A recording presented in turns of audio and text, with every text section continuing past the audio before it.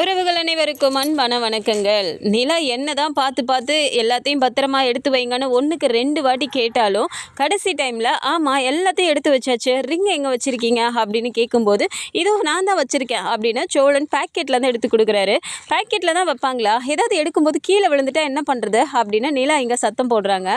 அப்போது சோழன் என்ன சொல்கிறாரு, இங்கே பாரு நிலா, நீ எப்படியும் என்னை நம்ப மாட்ட, திரும்ப எப்படியும் ஒரு கன்ஃபார்ம் பண்ணுறதுக்காக கேட்ப, அதனால தான் உன் கண்ணு முன்னாடியே எடுத்து உள்ளே வைக்கலான்னு நான் பேக்கெட்டில் தான் வச்சுருந்தேன். இங்கே பாரு, அதுக்குன்னு ஒரு குட்டி பர்ஸு கூட வச்சுருக்கேன், அதுக்குள்ளே வச்சு நான் பேக்குள்ளே வச்சுக்கிறேன், ஓகேவா அப்படிங்கிறாங்க.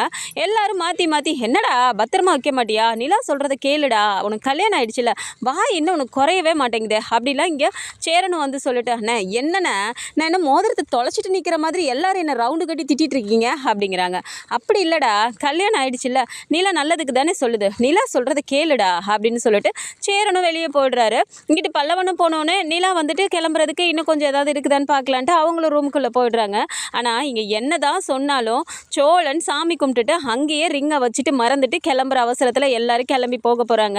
அங்கே போனால் நிச்சயதார்த்தத்துக்கு முக்கியமான ரிங்கு, அதுவும் டைமண்ட் கல் வச்சு வாங்கணும் அப்படின்னு பார்த்து பார்த்து வாங்கின ரிங்கை சோழனோட ஞாபக மறதியால் இங்கே சாமி ஃபோட்டோக்கிட்டே வச்சுட்டு போனதுனால அங்கே ஒரு ரிங்கு கூட வாங்கிட்டு வர முடியலையா, அப்படியே வாங்கினாலும் மறந்து வச்சுட்டு வர அளவுக்கு தான், இந்த அளவுக்கு தான் நீங்கள் கவனமாக இருப்பீங்களான்னு சந்தா குடும்பத்தில் இருக்கிறவங்க பேசுகிறது போக வீட்டில் வச்சுருந்த இந்த ரிங்கை கடைசி நேரம் வரைக்கும் நடேசன் வரலை அப்படின்னு பாண்டியை நீங்கள் கூப்பிட போனாலும் அங்கே அவர் இட்லி கடையில் கொஞ்சம் கூட பொறுப்பே இல்லாமல் அவங்களுக்கு வந்து இட்லி மடித்து கொடுத்துட்டு நிற்கிறத பார்த்துட்டு பாண்டி கடுப்புலேயே வந்துடுறாரு.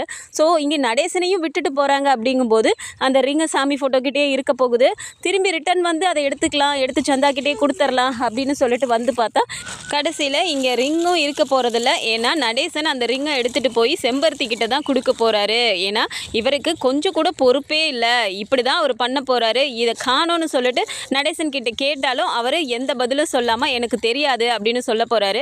ஆனால் என்னைக்காவது ஒரு நாள் வானதி வந்துட்டு இந்த மாதிரி அவங்க பெரியம்மா உன்னை பார்க்கணுன்னு சொல்கிறாங்க, வா பாண்டின்னு கூட்டிகிட்டு போகும்போது அங்கே அவங்க கையில் அந்த ரிங் இருக்கிறத பாண்டி பார்க்க போகிறாரு. ஸோ இதுக்கப்புறம் இன்னும் கொஞ்சம் பூதாகரமாகவே இந்த பிரச்சனை வெடிக்க போகுது அப்படின்னு நீங்கள் நினச்சிங்கன்னா மறக்காமல் இந்த வீடியோக்கு ஒரு லைக்கை மட்டும் கொடுத்துருங்க.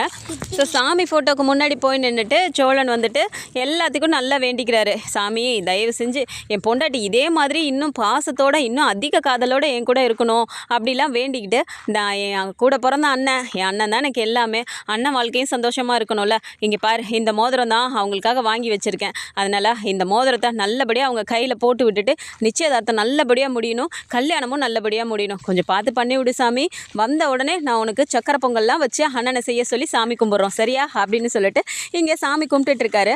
அந்த நேரம் பார்த்து தான் இங்கே நிலா வந்துட்டு சோழன் அப்படின்னு கூப்பிடுறாங்க. அதோ வர நிலா அப்படின்னு சொல்லிட்டு சாமி ஃபோட்டோ கிட்டேயே அந்த ரிங்கை பாக்ஸோட அப்படியே வச்சுட்டு உள்ளே போகிறாரு. உள்ளே போனால் அங்கே நிலா பார்த்துட்டு, என்ன சோழன் முக்கியமான ஷர்ட்டை அதுவே எடுத்து வைக்காமல் இருக்கீங்க, என்ன கவனத்தோடு இருக்கீங்க நீங்கள் அப்படிங்கிறாங்க.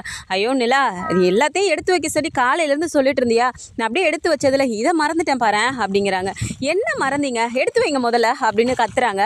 சரினா அந்த ஷர்ட்டை எடுத்துகிட்டு போயிட்டு வெளியில் போகும்போது சேரன் வந்து பார்க்குறாரு, என்னடா இந்த சட்டையை இப்போ தான் எடுத்துகிட்டு வர, அதுக்குள்ளே பேக் நிறைய வச்சுருக்க அப்படிங்கிறாங்க. ஆனால் கொஞ்சம் அமைதியாக இருந்தேன், இப்போ தான் நிலா கிட்ட திட்டு வாங்கிட்டு வரேன் அப்படிங்கிறாங்க. நிலாவும் பார்த்து முறைக்கும் போது, இப்போ தானடா சொல்லிட்டு போனேன், நிலா எத்தனை வாட்டி பார்த்து பார்த்து எடுத்து வச்சிட்டிங்களான்னு கேட்டாலும் எல்லாரும் இப்படியே இருங்கடா, டேய் பல்லவா நீயாவது உன் ட்ரெஸ் எடுத்து வச்சியாடா அப்படிங்கிறாங்க. என்னண்ணா சோழனை மாதிரி நினச்சியா, நான் அந்த ட்ரெஸ்ஸோட இன்னும் 4-5 ட்ரெஸ்ஸு சேர்த்து எடுத்து வச்சுருக்கேனே அப்படிங்கிறாங்க. இப்போ நிலா பார்த்துட்டு, ஆமாம் எதுக்குடா இத்தனை ட்ரெஸ் எடுத்து வச்சுருக்க, எப்படியும் ட்ரெயினில் போகும்போது குளிக்க போகிறதில்ல, அதனால தான் இத்தனை பர்ஃப்யூம் எடுத்து வச்சுக்கிட்டேன், அப்புறம் எதுக்குடா இத்தனை ட்ரெஸ்ஸு அப்படிங்கிறாங்க. அண்ணி பீகார் வரைக்கும் போகிறோம், நிச்சயதார்த்தம்லாம் நடக்குது, அங்கே விதமாக ட்ரெஸ்ஸு போட்டு ஃபோட்டோ எடுக்கணும்ல, நீ ஃப்ரெண்டுங்க கிட்டெல்லாம் காட்டணும்ல, ஸ்டேட்டஸ்லலாம் வைக்கணும்ல அப்படிங்கிறாங்க. நீ மாறவே மாட்டாடா அப்படின்ட்டு, சரி எல்லாமே எடுத்துட்டோம்ல கிளம்பலாமா அப்படிங்கிறாங்க. இருப்பா பாண்டி அவள் அப்பாவை பார்க்க போயிருக்கான்ல, வந்துட்டோம் அப்படிங்கிறாங்க. சரி டைம் ஆகிட்டே இருக்கேனே, 1/4 மணி நேரம் தான் இருக்கு இன்னும் அப்படின்ட்டு சோழன் பாண்டிக்கு ஃபோன் பண்ணுங்க அப்படிங்கிறாங்க. ஏதோ பண்ணுறேன்ல அப்படின்னு சொல்லிட்டு இருக்கும்போதே பாண்டி வந்துடுறாரு. வந்தால் பாண்டி மட்டும் வரதை பார்த்த உடனே எல்லாரும் பார்த்துட்டு, டேய் அப்பா எங்கடா அப்படின்னு சேரன் கேட்குறாரு. இங்கே பாருண்ணே செம்ம கடுப்பாயிருவேன், அதனால அப்பா கப்பான்லாம் சொல்லிட்டு இருக்காத அப்படிங்கிறாங்க. ஏன்டா அப்படி பேசுகிற, என்னடா காலையிலேருந்து அவரை பார்க்கவும் இல்லை, எங்கடா இருந்தார் அவர், உனக்கு தெரியும்னு சொல்லிட்டு பார்க்க போனேன் அப்படிங்கிறாங்க. எங்கே இருந்தாரா, சொல்கிறதுக்கு எனக்கு அசிங்கமாக இருக்குண்ணே அப்படிங்கிறாங்க. நிலா பார்த்துட்டு, என்னாச்சு பாண்டி ஏன் இப்படி டென்ஷன் ஆகுறீங்க, எங்கே இருக்காரு அங்கிள் பார்த்தீங்களா அவரை அப்படிங்கிறாங்க. ஏங்க எனக்கு தெரிஞ்சுதாங்க நான் அங்கே போனேன், அந்தாலும் அங்கே தான் நிற்பாருன்ட்டு போனால் அதே மாதிரி அங்கே தான் நிற்கிறாரு அப்படிங்கிறாங்க. எங்கே தான் நிற்கிறாரு அதையாவது சொல்லுங்களேன் அப்படிங்கிறாங்க. எங்கே நிற்கிறாரா, அங்கே போயிட்டு அந்த பொம்பளை கடையில் இட்லி மடித்து கொடுத்துட்ருக்காருங்க. ஒரு வேளை அந்த இட்லி கடையில் எதுவும் பார்ட் டைமாக வேலைக்கு செஞ்சுட்டாரா என்னவோ தெரியல அப்படிங்கிறாங்க. இட்லி கடையில் நிற்கிறாரா, டே என்னடா சொல்கிற, அதனால தான் அந்த டெய்லி இட்லி தூக்கிட்டு வராரா அப்படின்ட்டு இங்கே சோழன் கேட்குறாரு. ஆமாண்டா, நானும் கொஞ்ச நாளாக கவனிச்சுட்டு தான் இருக்கேன், காலையில் மத்தியானம் நைட்டுன்னு எப்போ பாரு அந்த பொம்பளை கடையில் தானே நின்றுட்டுருக்காரு அப்படின்ட்டு இங்கே பாண்டி வந்து ஒரு மாதிரி கோவத்தோடய பேசினோன்னே சேரன் முகமே ஒரு மாதிரி ஆகுது. என்னென்ன டைம் ஆயிடுச்சு, சரி என்ன சொன்னார் பாண்டி அவர் அப்படிங்கிறாங்க. என்ன சொன்னாரா, நான்லாம் எதுவும் கேட்கலங்க, போய் பார்க்குறேன் அவர் நான் நிற்கிறது கூட கவனிக்காமல் அவர் பாட்டுக்கு இட்லி மடிச்சுட்டே இருக்காரு. அவங்க என்னடானா இட்லி வேணுமா பூரி வேணுமா பொங்கல் வேணுமான்னு கேட்குறாங்க.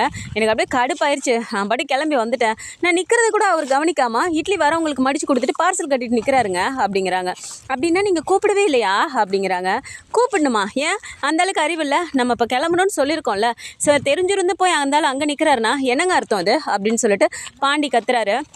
பல்லவனு பார்த்துட்டு, அண்ணி நான் இதுக்கு தான் நீ சொன்னேன், அந்தாலெல்லாம் கூட்டிகிட்டு போவேன் அண்ணி, ஏற்கனவே உங்கள் ஃபங்க்ஷன்லேயே பார்த்தீங்கல்ல குடிச்சிட்டு தான் அந்தாலும் நின்னார், நீங்கள் மட்டும் ஒழுங்காங்க எங்களை நீங்கள் ஸ்டேஜுக்கெலாம் ஏற்றலைன்னு வச்சுக்கோங்களேன், எங்கள் மான மரியாதையே போயிருக்கும்ல நீ அப்படிங்கிறாங்க.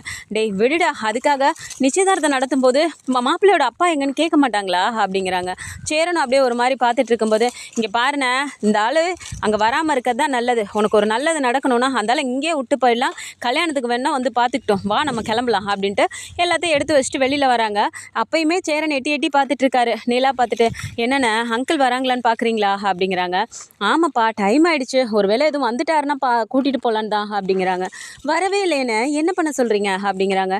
சரிப்பா வா கிளம்பலாம் அப்படின்ட்டு இங்கேருந்து கிளம்புறாங்க. ஸோ போகிற வழியிலே வந்துட்டு இப்போ கார்த்திகாவும் கஸ்தூரியும் அந்த ட்ராவல் பேக்லாம் வச்சுட்டு அவங்களும் வீட்டு வாசலில் நிற்கிறாங்க. வாப்பா கிளம்பிட்டீங்களா அப்படின்னோன்னே, ஆமாம் மாமா உங்களுக்காக தான் காத்துட்ருந்தோம் அப்படிங்கிறாங்க. சரிப்பா வாங்க காரில் ஏறுங்க அப்படின்ட்டு இப்போ காரில் ஏறிட்டு நேராக போயிடுறாங்க. அங்கே ஸ்டேஷன் போய்ட்டு அங்கே ட்ரெயின்லாம் ஏறிட்டு நேராக அங்கே பீகாருக்குமே போய் சேர்ந்துடுறாங்க. ஆனால் போகிற வரைக்குமே இங்கே கஸ்தூரிக்கு காலெல்லாம் வீங்கி போயிடுது. ஏண்டா சேரா இப்படியாடா போய் ஊரில் நீ பொண்ணு பாப்பா, நம்ம ஊர்லலாம் பொண்ணு இல்லையாடா, சரி அப்படியே இல்லைனாலும் தமிழ்நாட்டுக்குள்ளார எங்கேயாவது பார்க்கக்கூடாதாடா, இதுக்குன்னு 2 நாள் நம்ம ட்ராவல் பண்ணி போகிற அளவுக்கு பார்த்து இங்கே பாருடா என் காலே வீங்கி போச்சு அப்படிங்கிறாங்க. ஐயோ அத்தை கோச்சிக்காதீங்க அத்தை, என்ன பண்ணுறது அப்படி அமைஞ்சு போச்சே, நான் என்ன அத்தை பண்ணட்டும், நம்ம ஊரில் பார்க்காத பொண்ணா சொல்லுங்கள் அப்படிங்கிறாங்க. நீ சொல்கிறதும் வாஸ்தவம் தான், யார் யாருக்கு எங்கன்னு எழுதியிருக்கோ அதுதானே நடக்கும், நம்ம நினைக்கிறதெல்லாமா நடக்குது அப்படின்ட்டு கார்த்திகாவை பார்க்குறாங்க. கார்த்திகா அப்படியே ஒரு மாதிரி கண்ணை கட்டுறாங்க. சும்மா இருக்க மாட்டியாம்மா நீ அப்படிங்கிறாங்க. இல்லடி கார்த்திகா எனக்கு மனசே தாங்க மாட்டேங்குது, நான் மட்டும் ஒரு நிமிஷம் யோசிச்சிருந்தேன்னா நீ இப்போ சேரன் கூட சந்தோஷமாக வாழ்ந்திருப்பல்ல அப்படிங்கிறாங்க. எந்த நேரத்தில் என்ன பேசிகிட்டு இருக்க, அமைதியாக இருக்க மாட்டியா நீ அப்படிங்கிறாங்க. மனசு தாங்கலடி அதான் பேசிட்டேன் அப்படிங்கிறாங்க. இதை நிலாவும் அங்கேருந்து கவனிக்கிறாங்க. சேரன் சொல்லிட்டு அங்கிட்டு போயிட்டதுனால சேரன் இதை பெருசாக கவனிக்கல. இப்போ நிலா பார்த்துட்டு, என்னம்மா ஏன் இப்படி ஒரு மாதிரி வருத்தமாக இருக்கீங்க அப்படிங்கிறாங்க. அது உடனே கார்த்திகா பார்த்துட்டு, ஒன்றும் இல்லை நிலா, அம்மாவுக்கு கால் வலிக்குதுன்னு சொல்லிட்டு இருக்காங்க, வேற ஒன்றும் இல்லை அப்படிங்கிறாங்க. ஐயோ கொஞ்சம் பொறுத்துக்கோங்கம்மா, அங்கே வீட்டுக்கு போனோடனே சந்தா கிட்ட சொல்லி வெந்நீர் போட சொல்லி ஒத்தரம் கொடுக்கலாம் அப்படிங்கிறாங்க. அதெல்லாம் ஒன்றும் வேண்டாம் நிலா, நான் ஏற்கனவே அந்த இதெல்லாமே எடுத்துகிட்டு வந்திருக்கேன், அம்மாவுக்கு ஹாட் வாட்டர் மட்டும் வச்சா போதும், அதில் ஊற்றி அந்த பேக் வச்சு நம்ம பண்ணிக்கலாம் அப்படிங்கிறாங்க. ஓ அதெல்லாம் எடுத்துகிட்டு வந்திருக்கீங்களா, சூப்பர் கார்த்திகா அப்படின்ட்டு பேசிகிட்டு இருக்காங்க. ஒரு வழியாக அங்கேயும் போயிடுறாங்க. போனோடனே எல்லாருமே ரிசீவ் பண்ணிவிட்டு வாங்க உட்காருங்க அப்படிங்கிறாங்க. அனீஷ் பார்த்துட்டு, என்ன பையா அப்பா வரலையா அப்படிங்கிறாங்க. அப்படியே ஒரு மாதிரி சேரன் பார்த்துட்டு, இல்லை வரலை அப்படிங்கிறாங்க. நிலா டக்குன்னு, இல்லை அவருக்கு கொஞ்சம் உடம்பு சரியில்லை, அதனால தான் இவ்வளோ தூரம் ட்ராவல் பண்ண முடியல, அவங்க அத்தை பொண்ணெல்லாம் வந்திருக்காங்க அப்படிங்கிறாங்க. சரி சரி பையா வாங்க உள்ளே வாங்க அப்படின்ட்டு உள்ளே கூட்டிகிட்டு போகிறாங்க. ஸோ உள்ளார போனோடனே பார்த்தா எல்லா சொந்தக்காரங்களும் வந்திருக்காங்க. எல்லாருமே அங்கே இருக்கும்போது அந்த அரேஞ்ச்மெண்ட்ஸ் எல்லாமே நடக்குது. இங்கே சந்தாவும் அழகாக ரெடியாகி வந்துடுறாங்க. நிச்சயதார்த்த வேலையெல்லாம் ஆரம்பித்தோடனே மாப்பிள்ளைக்கு கொடுக்க வேண்டியதெல்லாம் அவங்க கொண்டு வந்து கொடுக்குறாங்க, பொண்ணுக்கு கொடுக்க வேண்டியதெல்லாம் நீங்கள் கொடுங்க அப்படிங்கும்போது நிலாவை பார்த்துட்டு, நிலா எல்லாமே எடுத்து வைப்பா அப்படிங்கிறாங்க. அண்ணே ஏதோ எடுத்து வைக்கிறேன் அப்படின்ட்டு இப்போ நிலா அந்த சந்தாவுக்கு வாங்கின ட்ரெஸ்ஸு அப்புறம் அந்த கொலுசு அதெல்லாம் எடுத்து வச்சுட்டு, சோழன் ரிங்கு கொடுங்க வச்சிடலாம் அப்படிங்கிறாங்க. ஏதோ வரேன் நிலா அப்படின்ட்டு இப்போ சோழன் வந்து அவரோட பேக்கை திறந்து தேடுன்னு தேடுறாரு. அந்த பர்ஸையே காணோம். அப்படியே ஒரு மாதிரி முழிக்கிறாரு. என்ன சோழன் எடுங்க அப்படிங்கிறாங்க. இந்த ஒரு நிமிஷம் நிலா, ட்ரெஸ்ஸுக்குள்ளே எதுவும் மாட்டிகிட்டு இருக்கோம் என்னவோ அப்படின்ட்டு இப்போ ட்ரெஸ் எல்லாம் எடுத்து எல்லாத்தையும் கழிச்சு போட்டு தேடினாலும் அங்கே ரிங்கே இல்லை. அப்போது ரிங்கு இல்லை அப்படின்னோடனே அப்படியே ஒரு மாதிரி முழிக்கிறாரு. என்ன சோழன், அந்த பர்ஸ்குள்ளே போட்டு உள்ளே வைக்க சொன்னேனே வச்சிங்கல்ல அப்படிங்கிறாங்க. இது உள்ளதான் இல்லை வச்சேன், வேறு எங்கே போயிருக்கோம், பல்லவா உன் பேக்கில் எதாவது இருக்கான்னு பாரு அப்படிங்கிறாங்க. அண்ணா நான் எங்கன்னா தனியாக பேக் எடுத்துகிட்டு வந்தேன், சேரனோடதில் தானே நானே வச்சு எடுத்துகிட்டு வந்தேன், அதை நம்ம திறக்கவே இல்லையாண்ணே அப்படிங்கிறாங்க. இல்லைடா அப்போ பாண்டி உன் பேக்கில் பாருடா அப்படிங்கிறாங்க. டேய் நீங்கள் மோதிரம் வச்சதே எனக்கு தெரியாதடா, நான் தான் அதனால பார்க்கறதுக்காக போயிட்டேனே, சரி எதுக்கும் தேடி பாருங்க அப்படிங்கிறாங்க. எல்லாத்தையும் கொட்டி தேடினாலும் அங்கே மோதிரமே இல்லை. தேடிட்டே இருக்காங்க. இங்கே பார்த்தா வெளியில் எல்லாரும் அதுக்குள்ளார கசகசன்னு பேச ஆரம்பிச்சிடுறாங்க. என்ன மோதிரம் வாங்கினாங்களா இல்லையா, சும்மா அப்படி இது பண்ணிட்டு இருக்காங்களா, எவ்வளோ நேரம் ஆகுது அப்படின்ட்டு எல்லாருமே அங்கே பேச ஆரம்பிக்கிறாங்க. நிலாவுக்கு முகமே ஒரு மாதிரி ஆகுது. சோழனை பார்க்க பார்க்க அவ்வளோ கோவம் வருது.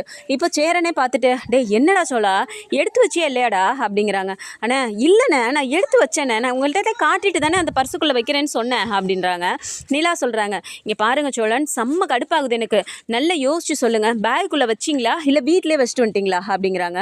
சோழன் அப்படியே என்ன நடந்துச்சு, நம்ம என்ன பண்ணோம், பேகு பர்சுக்குள்ளார அதை வச்சோம், அப்புறம் திரும்ப என்ன பண்ணோம் அப்படின்லாம் யோசிச்சுட்டு அப்போ தான் ஞாபகம் வருது.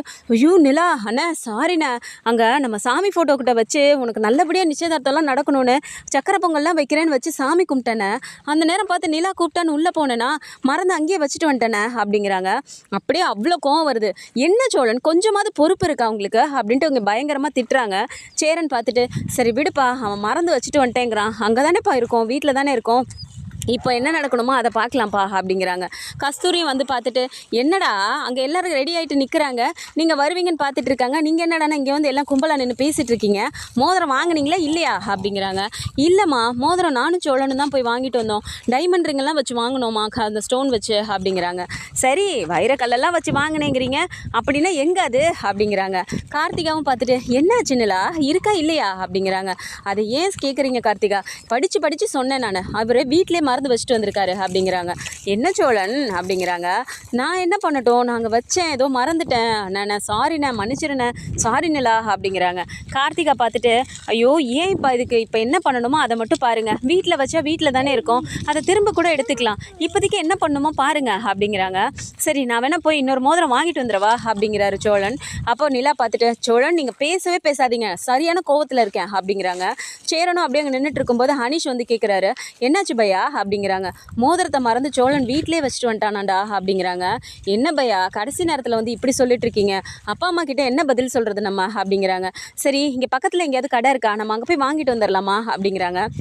பையா இந்த ஊர்லலாம் இங்கே கடை இல்லை பையா, கொஞ்சம் தூரம் போகணும், அங்கே போயிட்டு வரக்குள்ளார நல்ல நேரம் முடிஞ்சு போயிருமே, எல்லா சொந்தக்காரங்களும் வந்து உட்காந்துட்டாங்க, இப்போ என்ன பையா பண்ணுறது அப்படிங்கிறாங்க.